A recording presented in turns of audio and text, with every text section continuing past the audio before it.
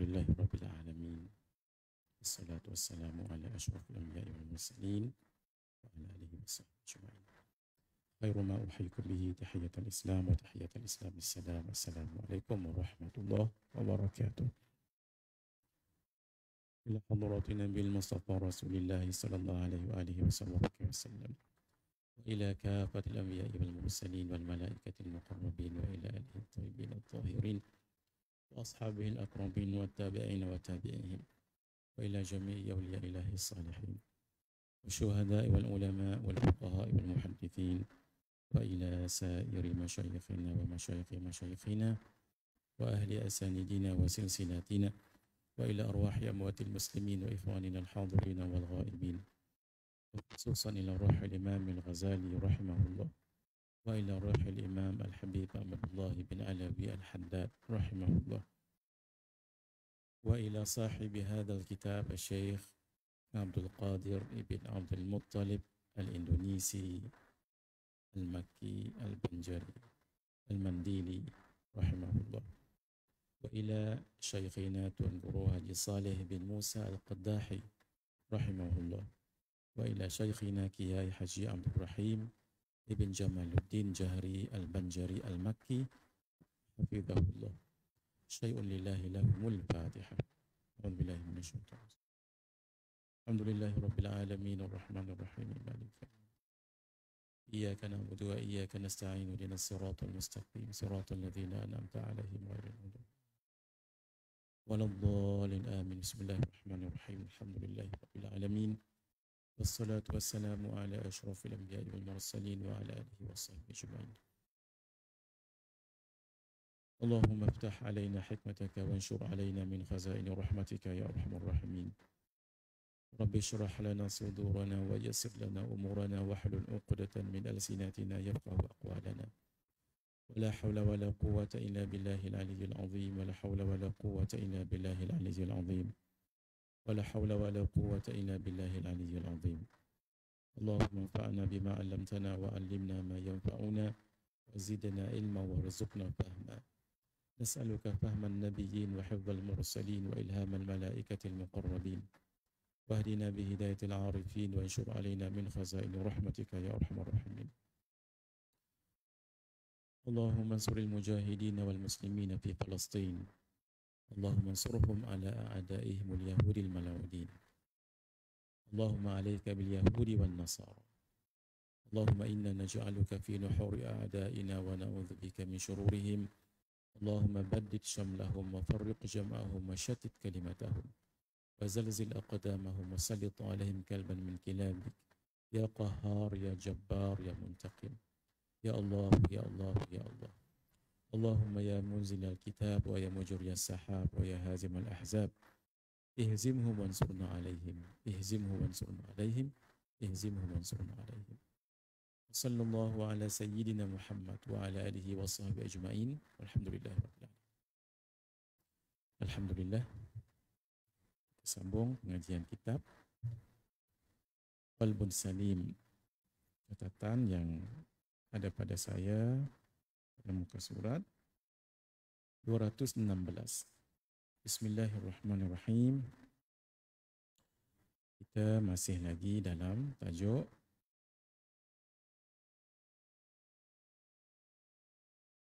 kedekut. Bab yang kelima, kedekut dan sayang kepada harta. Bismillahirrahmanirrahim. Muka surat 216.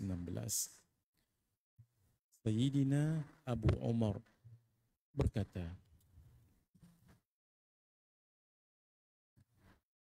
Rasulullah sallallahu alaihi wa alihi wa sahbihi wa baraka wasallam bersabda,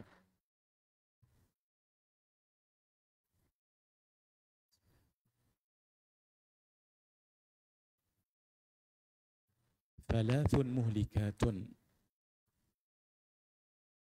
Ada 3 perkara yang membinasakan. Maksud membinasakan akan kerohanian seseorang, keimanan seseorang. Syuhun muta', kedekut yang dituruti. Wahawan muttaba', hawa nafsu yang diikuti, wa i'jabul mar'i bi nafsihi, dan seseorang merasa takjub dengan kelebihan diri sendiri. Tiga ini iaitu perkara yang boleh membinasakan agama seseorang. Kalau dituruti, satu kedekut yang muta'. Kedekut sudah kita bincangkan, sayang kepada harta. Lawannya adalah dermawan. Sakhi orang yang dermawan. Ada orang yang bersedekah tapi belum tentu dermawan. Ketika dia bersedekah, ia dengan sejumlah wang tapi masih ada lagi perasaan sayang. Jadi dengan perasaan begitu sedekah juga, tapi dalam jumlah yang mungkin tidak banyak, sebab dia masih sayang dengan hartanya. Ada orang yang disebut dermawan. Dermawan ini pantang ada harta, lalu dia infakkan ke jalan Allah. Tambah-tambah lagi musim kita ini, kita sambil-sambil duduk tenang dengan tenteram di Malaysia ini, jangan kita lupa nasib yang menimpa saudara kita di Palestin sampai sekarang ini. Mereka diuji dengan keganasan Zionis yang sudah tidak kira di bumi Gaza dan tebing barat. Bumi Gaza ini sangat mulia sebab di sinilah lahirnya Al-Imam Syafi'i. Imam Syafi'i kita lahir di Gaza. Sebutan kita jadi Gaza. Asalnya Gaza. GH itu adalah Ghin, Gaza. Dibom. Dikatakan selang 10 minit. Tadi saya dengar Istro Awani. Selang 10 minit ada seorang budak akan meninggal dan 2 orang dewasa. Bayangkan. Jadi kita ada kelebihan duit, kita salurkan bantuan untuk saudara kita di Palestin. Juga doa, jangan dilupakan sujud yang terakhir. Bacalah doa dalam hati kalau tidak mampu berbahasa Arab. Ya Allah, bantulah orang-orang Islam di Palestin supaya kita ada perasaan togetherness, kebersamaan. Kalau tidak ada sama sekali kita risau. Iman kita ini lemah. Tanda seseorang itu imannya kuat, tandanya dia merasai kepedihan apa yang dirasai oleh saudara-saudaranya se-Islam di seluruh dunia. Kita setiap hari dengan laporan-laporan yang seperti itu, maka kita mohon pada Allah akan bantuan daripada Allah. Hawa nafsu yang diikuti, nafsu tidak salah. Yang salahnya adalah hawa. Sebab itu dalam hadis menyebut wahawan, tidak disebut wa nafsun. Sebab nafsu itu ada 7. Nafsu yang tidak baik 2 je. Nafsu ammarah dengan nafsu lawamah. Jadi naik ke atas 3-nya nafsu mulhamah, 4 mutmainnah, 5 radiyah, 6 maradiyah, 7 kamilah ataupun mutakamilah. Ini 7 nafsu. Nafsu yang tak baik 2 yang terbawah itu. Sebab ia kena penyakit hawa sehingga dipanggil hawa nafsu. Saya pun terjemah hawa nafsu. Saya tak terjemah nafsu saja. Sebab bukan salah nafsu, iaitu salah hawa. Ilmu tentang nafsu kita kena pelajari supaya kita tahu sekarang Kita di peringkat mana tu sekarang ini? Sebab nafsu yang 7 itu diri kita lah juga. Contoh, kena tahu indikator nafsu-nafsu yang tertentu. Saya sudah cerita panjang lebar dulu dekat sini. Sedikit. Kalau orang itu berbuat maksiat dan tak terasa pun maksiat itu masih nafsu ammarah.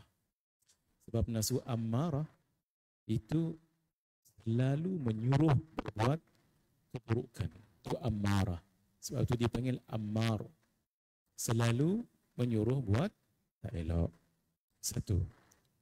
Ketika dia buat tak elok, dia tidak terasa salah pun. Contoh, ketika dia mengumpat orang, biasa je, tak terasa takut pun. Ketika dia melakukan maksiat, tak terasa takut pun. Itu tanda nafsu ammarah. 3. Terkadang ketika dia melakukan dosa, dia bangga dengan dosa itu. Bukan takut. Tadi selalu buat benda tak elok, dosa dan maksiat ataupun mungkar. Yang kedua, dia tak terasa bersalah ketika melakukan dosa itu. Yang paling teruk untuk nafsu ini, dia merasa bangga ketika dia lakukan maksiat itu. Itu lebih teruk lagi. Itu nafsu yang paling bawah sekali, nafsu ammarah. Nafsu lawamah sedikit bagus. Sebab lawamah berasal dari perkataan laumatun. Laumatun adalah kutukan, cercaan. Dia mengutuk dirinya ketika dia melakukan dosa itu. Contoh, ketika dia tidak solat, lalu dia kata dirinya, kenapalah saya tak solat? Ini kan kewajipan. Saya telah lakukan dosa. Dia kutuk diri dia. Itu namanya nafsu lawamah. Lalu dia bertaubat. Dia lakukan solat. Kalau tadi mengumpat, dia tak mengumpat dah. Tapi dia belum kuat lagi untuk keluar daripada dosa itu. Mungkin kerana environment yang tempat dia duduk tidak kondusif untuk dia berubah. Lalu setelah mungkin beberapa jam, mengumpat lagi, mengata lagi. Itu terjebak lagi ke dalam dosa. Itu nafsu lawamah. Kalau dia sudah ada panduan daripada guru, bersahabat dengan orang-orang yang baik, mungkin telah diberikan zikir-zikir oleh guru dengan panduan gurunya, suhbah, mendampingi gurunya atau orang saleh, dia tak lakukan dah dosa itu. Kalau dia lakukan dosa, segera bertaubat. Dan antara tanda seseorang itu diterima taubatnya, antara dia menyesal betul-betul setelah dia melakukannya. Lalu dia bertaubat dan dia merasa ketenangan. Lalu dia lupa dengan dosa yang dia lakukan. Sebab lebih banyak kebaikan-kebaikan, zikir, taat, ketaatan, amalan salih yang dia lakukan, sampai bila dia nak refresh balik, apa ya dosa yang pernah saya lakukan hari itu, tak ingat dah. Itu tanda bagus. Nah, kalau tadi dia selalu ingat dosanya, ini tanda taubat yang diterima oleh Allah Subhanahu wa taala. Dan seterusnya. Dan seseorang merasa takjub dengan kelebihan diri sendiri daripada khalayak, khuyala. Takjub ini merasa punyai kelebihan. Kalau bahasa kita Melayu, takjub. Takjub dengan kelebihan diri sendiri. Mungkin pandai, mungkin kacak, mungkin lebih berharta, mungkin lebih tinggi pangkatnya, lebih ramai pengikutnya. Itu namanya takjub. Kalau dia linkkan nikmat itu dengan kurniaan daripada Allah, tidak nama takjub. Betul. Dia disanjung orang sebab dia pandai dalam ilmu agama contohnya. Lalu dia pun berfikir, ya, alhamdulillah, tapi tak ada apa. Ilmu ini kalau Allah tidak titipkan, bukan dengan usaha saya, Betul saya belajar. Tapi siapa yang menggerakkan batang tubuh saya ni? Kalau saya disakitkan oleh Allah, tidak mungkin saya belajar. Sampai ke overseas contohnya. Tidak mungkin saya pergi berjumpa dengan tuan-tuan guru untuk menambah ilmu. Itu semua Allah. Kalau Allah tidak bagikan mata saya bagus, dengan mata itu saya baca banyak kitab, melihat majlis-majlis ilmu, itu semua kan daripada Allah. Itu dilingkan nikmat-nikmat itu kepada Allah. Itu tidak nama ta'ajub. Apapun nikmat kalau dilingkan, ini semua datang daripada Allah. Itu tak nama ta'ajub. Ta'ajub ini kalau seseorang merasakan dia tu yang hasilnya adalah daripada dirinya sendiri. Contoh dia seorang yang mungkin ada rupa. Lalu dia ingat memang keluarga kami memang keluarga yang punyai rupa yang ada rupa lah kata orang. Dia tidak linkkan itu dengan nikmat. Demikian kekayaan, demikian keilmuan dan lain-lain. Jadi ta'ajub ini sangat bahaya. Kerana ta'ajub akan bawa kepada sombong. Sombong akan bawa kepada hasad. Hasad akan bawa kepada hiqid, dendam. Dendam akan bawa kepada adawah, musuhan. Asal muasalnya adalah ta'ajub. Contoh, dia ta'ajub dengan ilmu yang dia ada. Dia tidak link pun pada Allah, kepada Allah. Itu bahaya tu. Dia akan membawa kepada takabbur. Apa dia takabbur? Kabir, besar, membesarkan diri, mengecilkan orang lain. Ketika dia melihat dirinya alim, berilmu, lalu dia merasa besar dirinya, lalu mengecilkan orang lain dalam arti kata orang lain tidak berilmu. Dialah yang berilmu. Itu dah bawa pada takabbur. Takabbur ini akan bawa pada hasad. Ketika dia merasakan dirinya yang pandai, dia tak nak orang lain lebih daripada dia. Hasad. Ketika ada orang lain lebih daripadanya, dia akan bawa dendam. Hiqid. Dia dendam. Tak suka dia dengan orang itu. Dendam. Kemuncaknya nanti dia akan bawa kepada adawah, permusuhan. Itu yang timbul tu. Khianat. Nak kenakan orang yang lebih pandai daripadanya. Sampai ke bawah benda-benda yang boleh mengancam kesihatan orang itu. Dibuatnya dengan ilmu hitam contohnya. Keterlibatan makhluk-makhluk halus. Dia tak nak orang tu lebih daripada dia. Hatta mungkin boleh bawa kepada mencederakan badan orang itu ataupun sampai kepada membunuh sekalipun. Bahaya ni. Karena itu peristiwa tadi tu, perkara tadi tu namanya adawah disebabkan oleh hiqid, dendam. Dendam disebabkan oleh hasad. Hasad dengki, iri hati. Hasad dengki itu disebabkan oleh takabbur.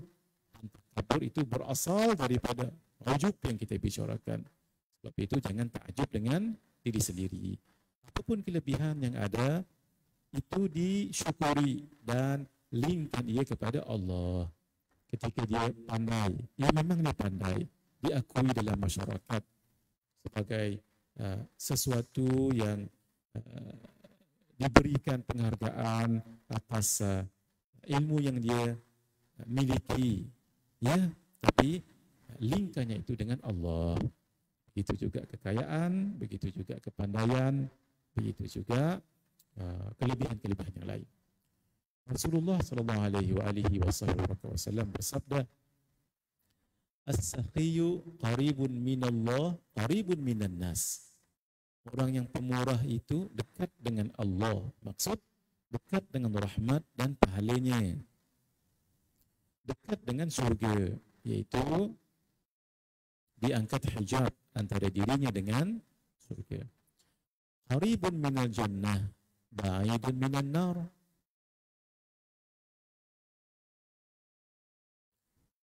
Orang yang pemurah itu dekat dengan Allah, dekat dengan manusia. Itu kalau ikut terjemahan yang betul, susunannya orang yang pemurah itu dekat dengan Allah satu, dekat dengan manusia. Maksud orang ramai sayang dengan orang yang pemurah. Qaribun minal jannah, dekat dengan syurga, diangkat hijab antara dirinya dengan syurga. Ba'idun minan nar, jauh daripada neraka.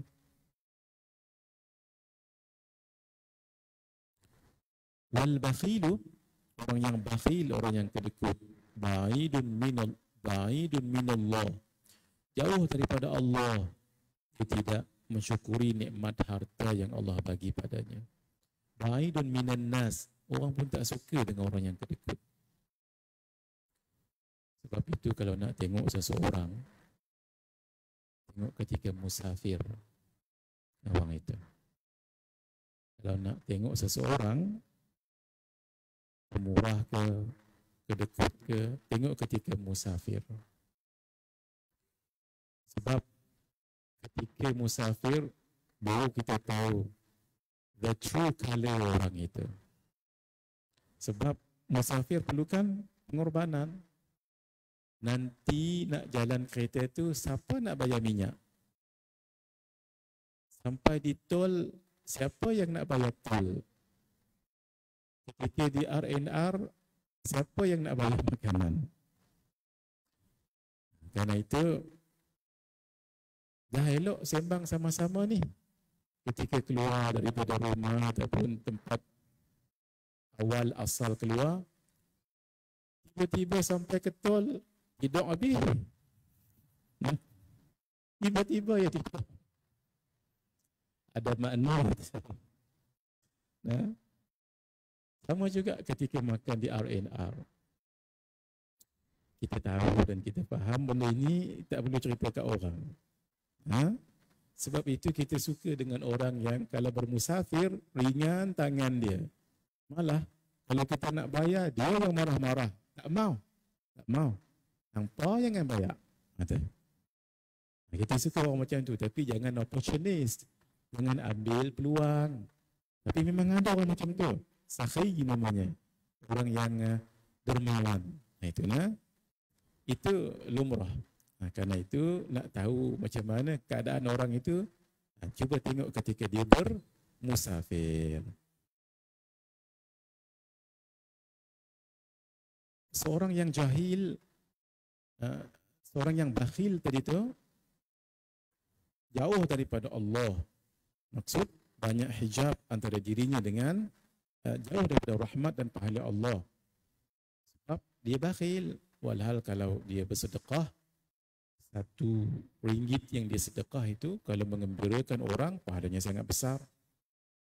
RM10, RM100, lebih lagi. Ba'idun minan nas, jauh dari ba'idun minan nas, jauh daripada manusia. Sebenarnya saya tersilap dari segi terjemahannya, tapi terjemahan betul, tapi susunannya. Jauh daripada manusia bermaksud mereka tak suka dengan orang yang bakhil, kedekut. Ba'idun minal jannah, jauh daripada syurga. Banyak hijab antara dirinya dengan syurga. Qaribun minan nar, itu dekat dengan neraka. Kadang-kadang dia kedekut sangat. Kenapa sampai bawa pada neraka ni? Dia tak lakukan tanggungjawabnya terhadap harta itu. Zakat, tak mahu dia keluarkan zakat sebab dia kedekut sangat. Malah kalau punya ayah dan ibu, dia ada tanggungjawab pada ayah dan ibu, isteri dan anak-anak, kedekut juga pun, maka dia sudah tidak melakukan tanggungjawab yang baik sebagai seorang suami, memberi nafkah zahir dan batin. Sebab itu sebagai suami mesti sediakan 3 benda dalam rumah. 1, tempat tinggal yang baik. 2, pakaian yang baik. 3, kenderaan yang baik. Rumah yang baik, tak semestinya mewah. Asalkan rumah yang boleh menutup aurat, keaiban kita di rumah, supaya jangan dilihat aurat isteri, anak-anak. Itu satu. Walaupun mungkin rumah kecil ataupun sewa je. Yang penting rumah itu boleh untuk isteri, anak-anak. Itu berlindung daripada dilihat aurat mereka oleh orang lain. Dua, kenderaan yang baik kita kena sediakan. Yang semampu kita lah. Tidak semestinya mewah-mewah. Sebab kalau tidak ada kenderaan yang baik, nanti menimbulkan fitnah. Dan fitnah itu lebih mudah berlaku. Kalau ada kenderaan sendiri, isteri kita pun terjaga aurat, pakaiannya, tak dilihat oleh orang ramai. Kalau mungkin menggunakan kenderaan awam, tidaklah salah. Tetapi tahu je lah, mata-mata itu. Jadi, sebolehnya. Kalau perlu juga dan tidak mampu, ia kena jaga elok pakaian, pergerakan, supaya ketika berada dalam kenderaan awam, itu tidak menimbulkan fitnah kepada orang lain. Begitu juga anak-anak, terutama sekali perempuan, anak-anak perempuan. Dan pakaian yang baik, yang menutup aurat dengan sempurna. Wal jahilu as-sakhi, orang yang jahil tapi dia pemurah. Ahabbu ilallah min abidin bakhil, itu lebih dikasihi oleh Allah daripada orang yang abid kuat ibadat tapi bakhil. Orang jahil ni dia tak tahu sangat tentang ilmu, terutama sekali ilmu agama, dia tak tahu sangat. Dan kalau dia seorang yang tawaduk, dia akui, maaf tak tahu sangat saya bab agama, tapi saya nak belajar, itu jahil. Tapi dia pemurah, itu lebih dikasihi oleh Allah daripada seorang abid. Abid ni orang yang kuat ibadat tapi bakhil. Sebab perangai bakhil itu orang tidak suka. Ada beberapa hadis lain yang memperingatkan tentang bahaya kedekut. Antaranya, la yajtami'u asy-syuh wal iman fi qalbi abadin abada. Sifat kedekut dan iman yang sempurna maksudnya, tidak akan berkumpul dalam hati seseorang selama-lamanya. Kedekut ini ada dua. Satu yang namanya al-bukhlu, bakhil. Dalam hadis yang kita baca ini, bukan bakhil, itu asy-syuh, kedekut. Apa beza kedua ni? Bezanya, dua-dua tak elok, dua-dua perangai tak bagus, tapi yang satu lebih teruk daripada yang lain. Al-bukhlu tu bakhil. Asy-syuh bakhil juga, kedekut juga. Tapi al-bukhlu, dia bakhil dengan harta dia sendiri. Lalu tabung, dalam poket dia ada ria RM1, 5 ria RM5, RM10, RM20, RM50. Tabung lalu ke depan ni. Lalu dia pun ambil duit ria RM1. Bersedekah juga. Tapi sayang RM10 tadi tu. Itu dianggap kedekut. Sebab sayang dengan duitnya itu. Itu namanya bakhil. Tapi syuh ini lebih teruk daripada bakhil. Dia sayang dengan duit orang lain, bukan duit dia. Ketika dia tadi bagi RM1, kawannya sebelah dengan senang hati RM50. Ya Allah, dengan pantas, dengan senang hati, dia boleh tepuk paha kawan dia sebelah. Ya Syekh, RM50 tu mahal tu, banyak tu. Berapa kali nasi ayam tu? Duit orang. Bukan duit dia, duit orang pun dia sayang. Ini teruk sungguh. Kita jaga ya. Itu namanya apa tadi? Syuh. Sebab itu iman yang sempurna tidak akan berkumpul dengan syuh. Maksud orang yang iman yang sempurna tidak akan bakhil tok. Kita terjemah lagu tu lah. Sebab ada bakhil biasa, ada bakhil tok. Bakhil tok ni demi orang pun dia sayang. Sampai driving balik daripada masjid pun, kenapa kawan tu bagi duit banyak tu, boleh beli apa kat suami isteri anak dia? Duk pikir duit orang lain. Bukan halal, bukan duit dia. Satu. La yadkhulul jannata khibban wala bakhilun wala sayyi'ul malakah. Tidak akan masuk syurga orang yang menipu. Maksudnya tidak akan masuk syurga terus. Akan dimasukkan dulu dalam neraka. Itu maksudnya. Bakhil, kedekut, dan orang yang buruk mengurus barang miliknya. Barang miliknya maksud sepatutnya dia urus dengan bagus. Tapi sampai kadang-kadang rosak, walhal boleh dimanfaatkan oleh orang lain, anak isterinya. Maksudnya tidak masuk syurga dengan terus. Tapi kalau dia ada iman, akhirnya masuk juga. Sebab iman tadi tu. Cuma yang dikatakan dosa itu adalah seperti najis. Syurga itu tempat yang bersih. Tidak mungkin orang masuk tempat yang bersih kalau masih ada najis. Sebab itu di dunia najis itu boleh dibasuh dengan air. Di akhirat tak, kena basuh dengan api. Itulah api neraka tadi tu. Tapi finally akan masuk syurga juga. Tapi bila tu? Wallahu a'lam. Kita nak masuk syurga tanpa hisab. Doa yang Tuan Guru kita Syekh Muhammad Nuruddin Marbu Al-Banjari hafizahullah, beliau ajar. Ya Fattah, Ya Wahhab. Wahai Allah yang membuka, wahai Allah yang mengurnia. Adkhilnal jannatal firdausa bighairi hisab.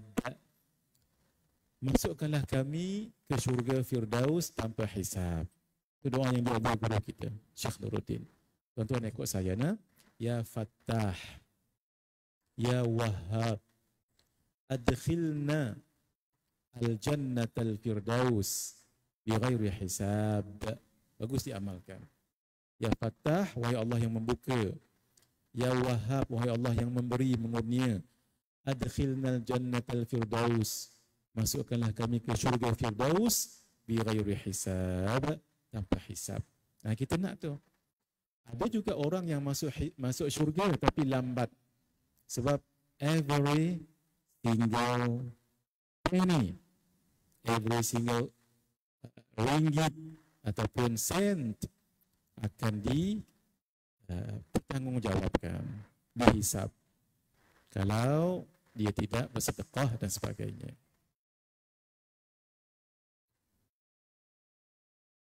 Lapan 10 dah kita ni. Kita akan berhenti di sini. Kita akan sambung. Yang seterusnya akan datang insya-Allah. Hadza wabillahi taufiq wal hidayah. Wassalamualaikum warahmatullahi wabarakatuh.